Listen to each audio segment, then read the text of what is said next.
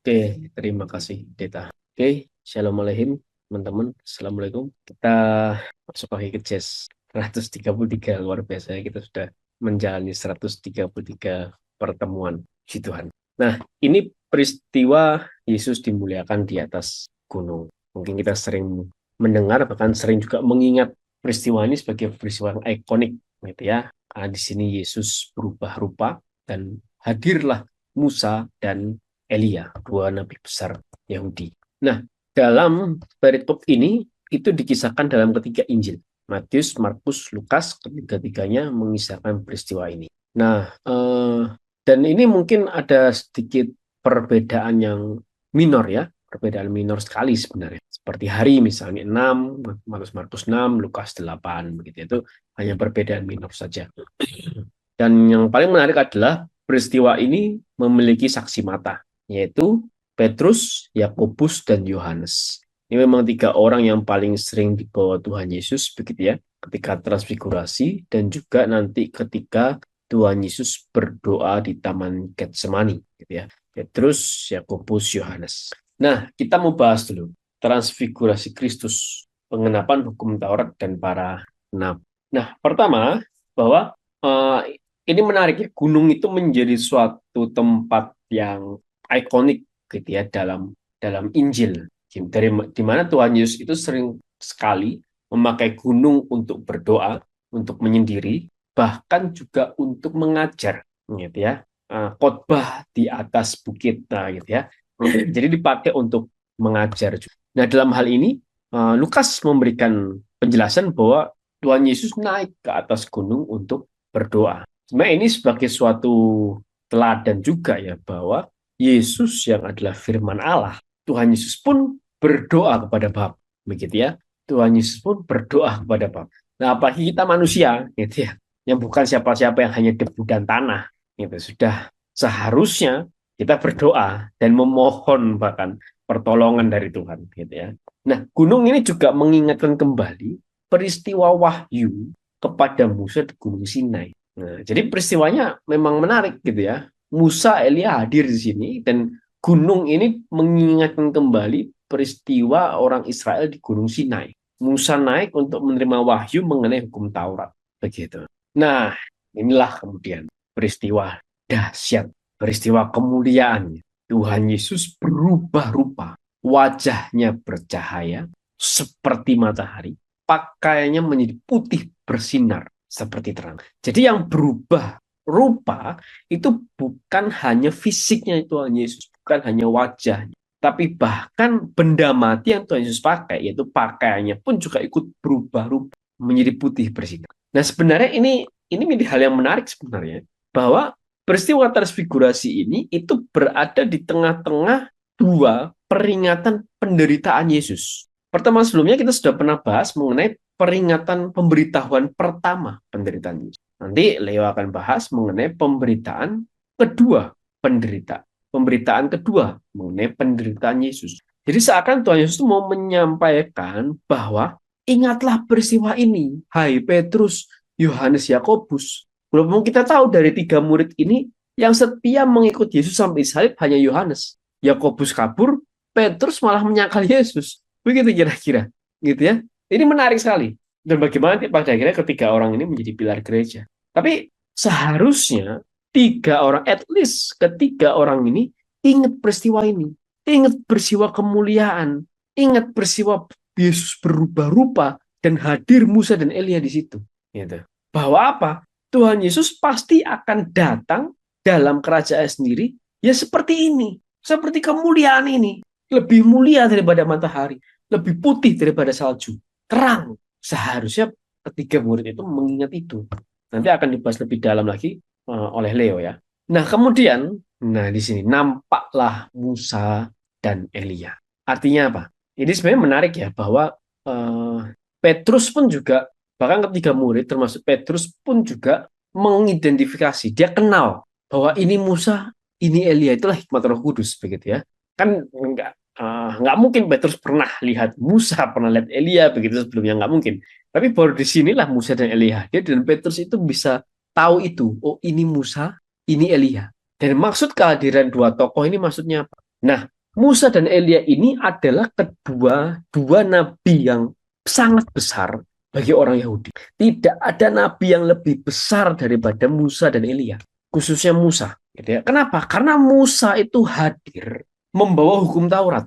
Dan hukum Taurat kita sudah pernah bahas, kita sudah bahas habis 5 kitab Taurat begitu ya, bahwa hukum Taurat itu adalah peraturan perundang-undangan yang paling tinggi bagi orang Israel, bagi bangsa Yahudi. Ya, dan Musa hadir di situ. Nah, Elia hadir untuk apa? Dia merestorasi, dia memperbaiki lagi mentalitas bangsa Israel untuk kembali kepada Taurat. Karena saat itu Elia hadapi adalah Isabel dan nabi-nabi Baal yang menguasai Israel saat itu. Jadi bangsa Israel sudah jauh daripada Tuhan. Tugas Elia hadir untuk membalikkan hati orang ini. Itu membalikkan hati bangsa Israel kepada hukum Taurat. Jadi Musa itu muncul ya dalam Musa muncul membawa bangsa Israel keluar dari Mesir itu untuk menurunkan hukum Taurat. Elia itu dipanggil Tuhan untuk merestorasi hati bangsa Israel kembali kepada Taurat.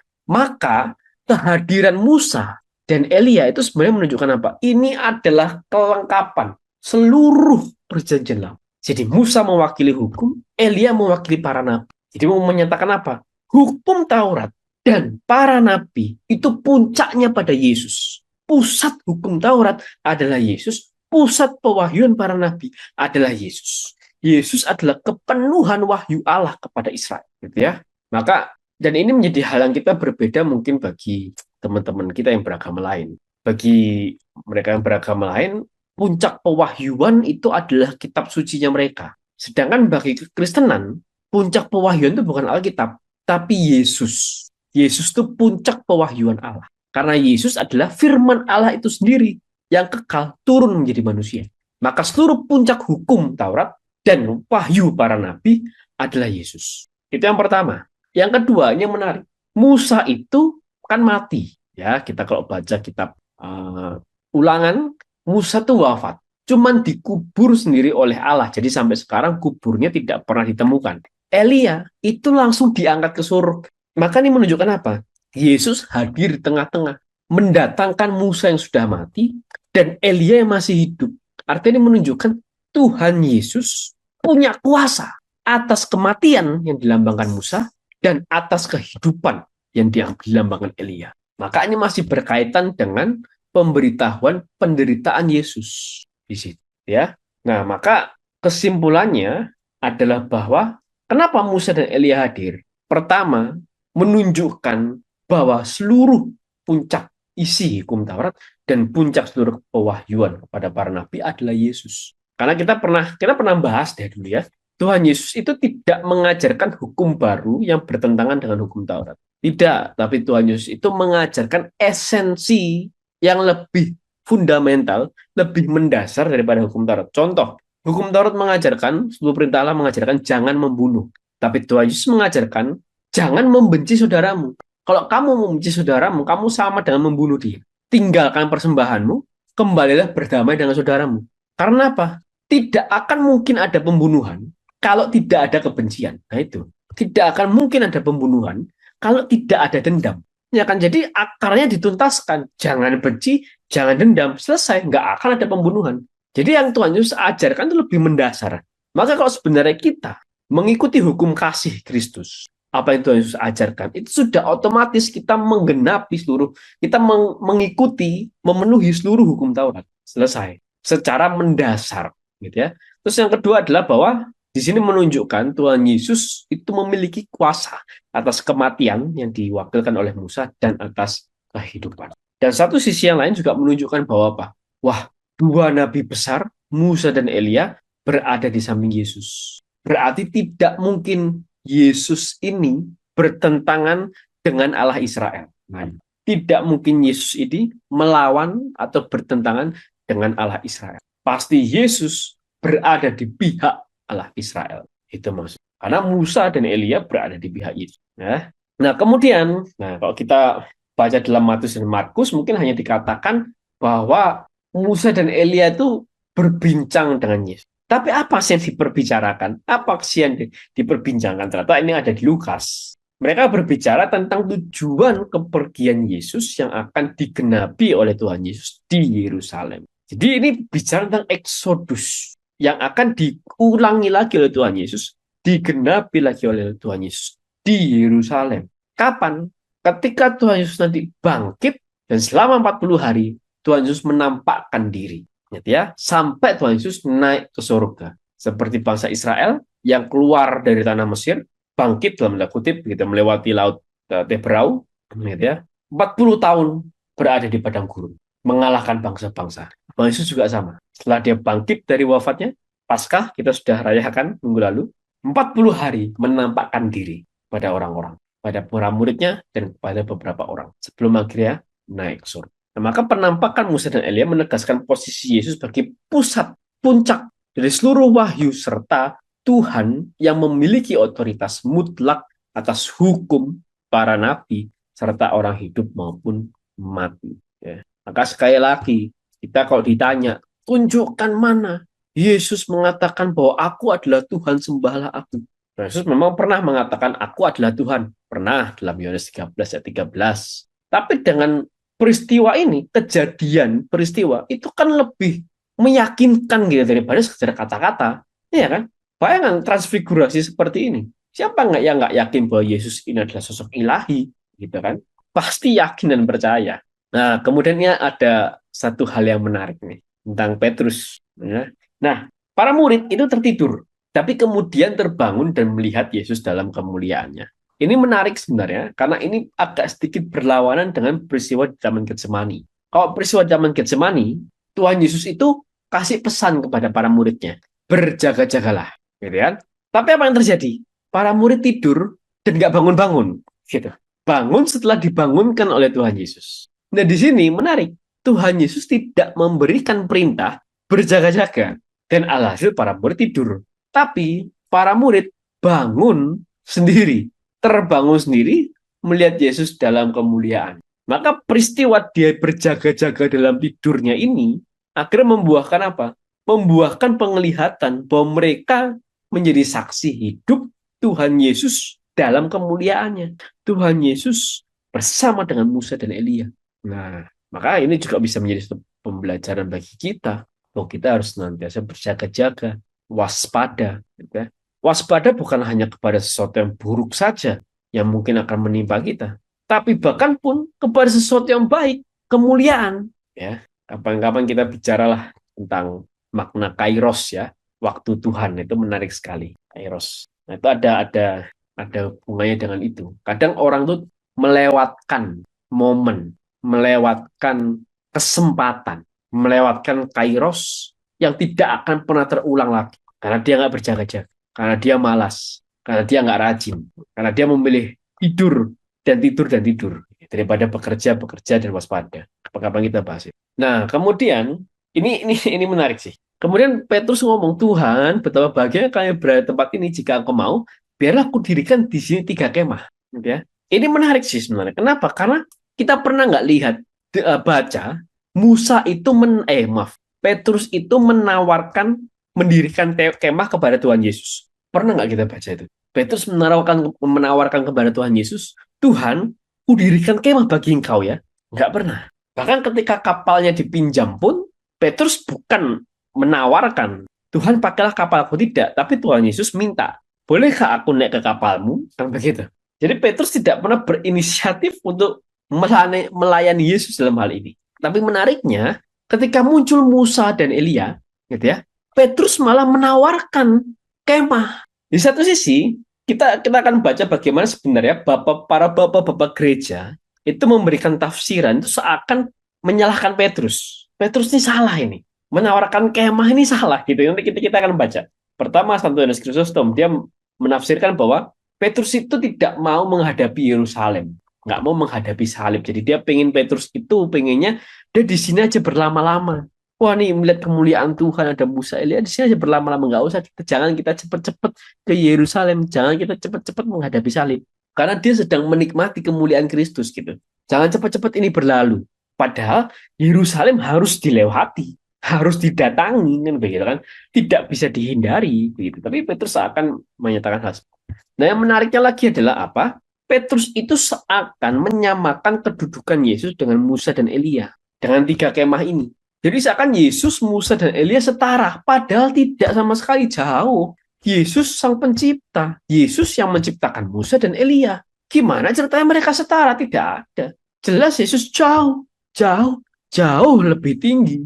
Lebih luar biasa, lebih dahsyat, lebih maha kuasa daripada Musa dan Elia. Yesus sang pencipta, Musa dan Elia hanya ciptaan. Jadi Yesus jauh lebih istimewa daripada Musa dan Elia. Cuman, nah ini, Petrus tidak pernah menawarkan Tuhan Yesus kemah. Padahal dia bersama-sama dengan Tuhan. Makan, tidur, berjalan, mengajar, ke sana, ke sini, bersama-sama dengan Tuhan.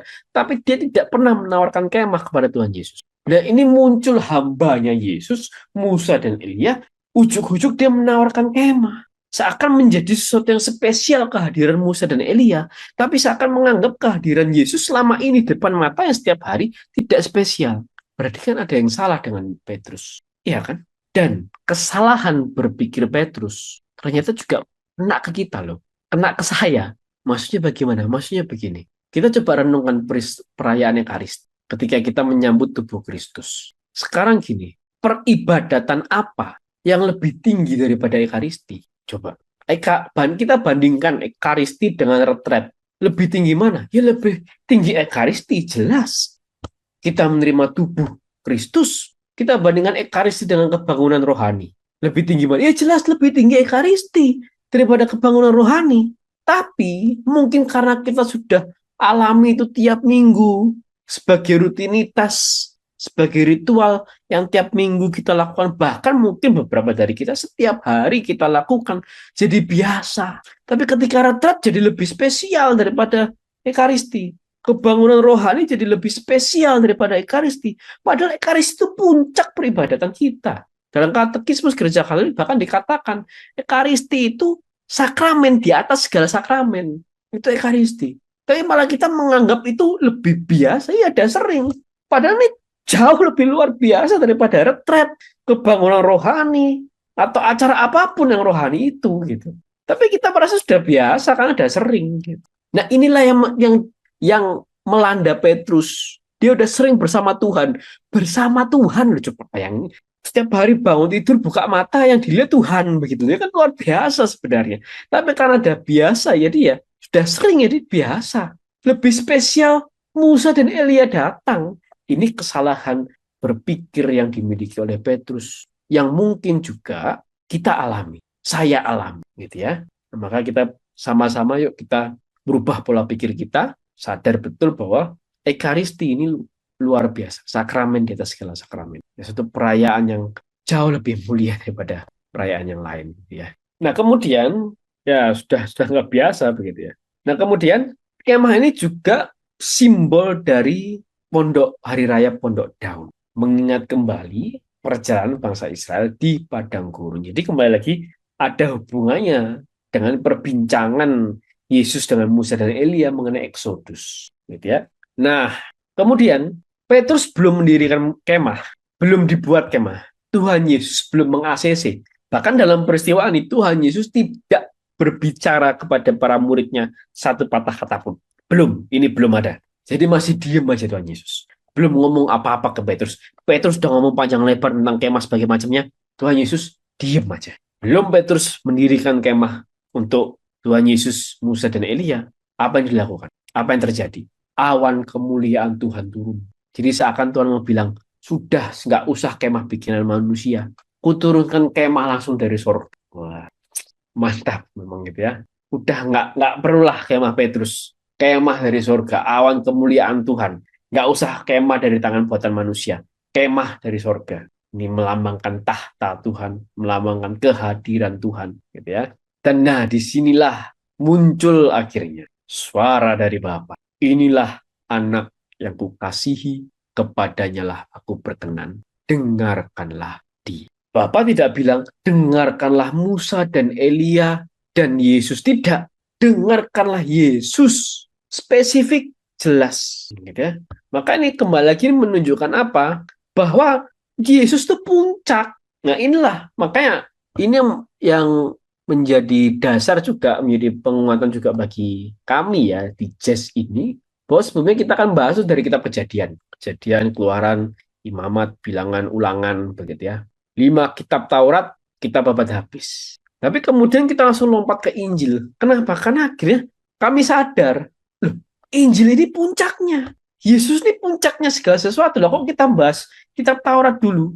Pas, udahlah, berhenti dulu lah. Di Ulangan titik, nggak usah lanjut Yosua. Kita lanjut ke Yesus. Yesus puncaknya. Ya kan Yesus pusat hukum Taurat, pusat pewahyuan para nabi. Kita lanjut dulu kisah Yesus. Kita belajar dulu tentang Yesus. Kita belajar, kita mengenal Yesus melalui Injil. Nah, itulah juga menjadi salah satu penguatan juga bagi kami. Ya, karena Tuhan Bapa jelas mengatakan, dengarkanlah Yesus. Bukan dengarkan Musa dan Elia. Dengarkanlah Yesus. Nah, maka mendengarkan Yesus harus lebih diutamakan. Injil jauh lebih diutamakan daripada Perjanjian Lama. Itu. Nah, inilah mungkinnya akhirnya saya terinspirasi ya, luar biasa sekali peristiwa geopolitik dunia sekarang yang sedang memanas, gitu ya. Presiden Amerika Serikat yang dengan kekuasaannya dia melakukan ini itu dan sebagainya macamnya, bahkan sempat menyenggol Bapak Suci Paus Leo, begitu ya. Tapi Bapak Suci Paus Leo ya, dia mengatakan saya tidak takut dengan Trump, gitu ya. Dia tugasnya mewartakan Injil, nah, iya. Tugasnya mewartakan Injil. Itu kan perdamaian harus diciptakan. Makanya saya dengar khotbahnya terakhir itu, perdamaian tidak dicapai dengan kekerasan. Jangan sampai ada satu pihak kalah dulu baru damai, tidak. Kami yang berdamai dengan hati yang damai, bukan karena kalah perang. Wah, ini luar biasa. Dan ini mungkin, ya, ini yang kita mungkin agak sedikit berbeda dengan beberapa gereja yang lain. Karena ada beberapa gereja yang lain yang bahkan mendukung tindakan Amerika Serikat dengan menyerang Iran, dengan membantu Israel. Tapi Bapak Suci Paus Leo jelas, bahkan dari sejak Paus Fransiskus, mendiang Bapak Suci Paus Fransiskus sampai sekarang, Bapak Suci Paus Leo tegas menyerukan perdamaian. Bahkan sekarang beliau sedang berada di Afrika. Ya, Bapak Suci Paus Leo sedang berada di Aljazair, berada di Afrika. Ini luar biasa. Gitu, luar biasa. Itulah ya. Jadi Injil lebih utama daripada yang lain. Jadi kita nggak usah lagi mikir ini dibangunlah kembali bait Allah ketiga apa, nggak usah. Sudah digenapi sama Yesus, pakai dibangun-bangun lagi. Perkataan Yesus jelas, bait Allah ini akan hancur, tidak ada satu batu pun tersisa. Kan begitu, sudah selesai. Itu yang kita imani dan kita amini. Selesai perkara. Nggak usah diingin-inginkan lagi. Yesus yang utama, Christ is enough, gitu ya. Christ is enough. Kristus sudah cukup, lebih dari cukup banget. Baik, maka kita belajar kondisi para murid yang waspada sangat diperlukan untuk melihat kemuliaan Kristus. Usulan mendirikan 3 kemah dipandang sebagai kesalahan teologis yang tidak pantas karena menyamaratakan kedudukan Musa dan Elia yang adalah ciptaan, gitu ya, dengan Yesus yang adalah sang pencipta. Suara Bapa menegaskan bahwa mendengarkan putranya harus lebih diutamakan. Kemudian terakhir misteri Elia dan Yohanes Pembaptis. Nah, disinilah Tuhan Yesus baru ngomong ke muridnya, gitu ya. Ketika muridnya takut, wah mungkin takjub, campur dengan takut dan seterusnya. Tuhan Yesus menyentuh mereka berkata, berdiri, jangan takut. Nah, ini bagus. Sentuhan Yesus itu dapat mengusir ketakutan para murid dan pasti juga dapat mengusir ketakutan kita semua. Nah, at the end of the day, pada akhirnya, Yesus seorang diri. Musa nggak ada, Elia nggak ada. Pada akhirnya, Kristus dan Injil lah yang tetap tinggal. Bukan lagi hukum Taurat dan seluruh wahyu-wahyu para nabi. Tapi Kristus dan Injil lah yang tinggal. Bersama dengan para muridnya, bersama dengan gereja. Akhirnya itulah yang bahkan sampai sekarang. Itulah yang kita pegang. Ya. Dan akhirnya Tuhan Yesus bilang, ini sering sekali memang Tuhan Yesus bilang, jangan kamu ceritakan penglihatan ini. Tapi nanti kamu boleh ceritakan setelah apa? Setelah Yesus bangkit. Jadi jangan kamu ceritakan sebelum anak manusia bangkit. Tapi nanti setelah Yesus bangkit, ceritakanlah itu. Silahkan ceritakanlah itu. Kenapa? Jangan sampai ini menjadi satu batu sandungan. Karena kalau pas kita ngomong sekarang, Petrus, Yohanes, Yakobus, bisa jadi orang-orang lain, bahkan mungkin para murid lain nggak percaya. Apalagi melihat Yesus disalib, boleh makin ciut. Ya. Mana mungkin dia dengan awan kemuliaan seperti itu. Datang Musa Elia, lawang dia mati atas kayu salib, malah jadi batu sandungan. Tapi kalau Yesus sudah bangkit, ceritakanlah itu. Wah, sampai ke ujung-ujung dunia. Bahkan kita yang di Indonesia pun tahu cerita ini. Gitu ya, luar biasa. Nah, kemudian akhirnya bertanyalah para murid. Karena dia lihat Musa dan Elia, khususnya Elia. Karena ada ajaran bahwa Elia itu harus datang dahulu sebelum Kristus datang. Begitu kan? Khususnya di para ahli Taurat itu juga mengatakan demi Elia harus datang dahulu. Yesus mengatakan, pertama, jadi ada dua poin yang Yesus mengatakan tentang Elia. Pertama, Tuhan Yesus bilang, memang Elia akan datang dan memulihkan segala sesuatu. Jadi nanti Elia juga akan datang kelak sebelum kedatangan Yesus yang kedua kali untuk membawa orang Yahudi percaya kepada Kristus. Gitu ya. Itu poin yang pertama. Poin yang kedua, Tuhan Yesus bilang lagi, dan apa? Elia sudah datang. Jadi Elia akan datang nanti saat menjelang kedatangan Tuhan Yesus kedua kali, dan juga apa? Elia juga sudah datang. Itu siapa? Yohanes Pembaptis. Yohanes Pembaptis inilah mengemban tugas Elia, ya. Dan orang tuh semena-mena sama Yohanes Pembaptis, ya kan? Tidak dianggap apa-apa. Yohanes Pembaptis nothing, kira-kira begitu istilahnya. Dipenjara, dibunuh, dipenggal. Maka itulah kira-kira juga akan dialami oleh Kristus. Nah, ini Tuhan Yesus mengingatkan kembali mengenai penderitaannya, memberitahukan kembali mengenai penderitaannya. Setelah para muridnya melihat kemuliaan itu, tetap Tuhan Yesus memberitahukan kembali mengenai penderitaannya. Karena itu yang harus dijalani. Akhirnya kita sini belajar bahwa manifestasi kemuliaan yang membuat murid sangat ketakutan berakhir dengan sentuhan.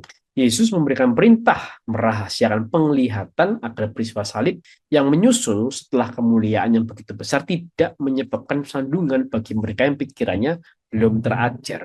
Yohanes adalah Elia yang telah datang, dan Elia juga akan datang sebelum kedatangan Yesus yang kedua kali. Ia dapat membujuk orang-orang Yahudi untuk percaya kepada Kristus. Maka di sini saya rangkum saja menjadi 3 poin, gitu ya. Yesus ditegaskan sebagai pusat dari seluruh wahyu ilahi, dan Yesus adalah Tuhan yang memiliki otoritas mutlak atas hukum diwakili oleh Musa, serta para nabi diwakili oleh Elia, di mana suara Bapa sendiri memerintahkan bahwa mendengarkan putranya harus lebih diutamakan di atas segala hamba dan makhluk ciptaan. Meskipun kewaspadaan rohani sangat diperlukan untuk melihat kemuliaan Kristus, para murid, khususnya dalam hal ini Petrus, sempat melakukan kesalahan teologis dengan menyamaratakan kedudukan Yesus dengan hambanya, yaitu Musa dan Elia, melalui usulan 3 camp. Yohanes Pembaptis telah datang sebagai Elia, dan Elia juga akan datang untuk membujuk orang-orang agar percaya kepada Kristus sebelum kedatangannya yang kedua kali. Terima kasih teman-teman. Assalamualaikum. Assalamualaikum. Terima kasih. Kita lanjut ke Abuna Jos. Monggo silakan Abuna Jos. Syukron Abuna Albert. Ya.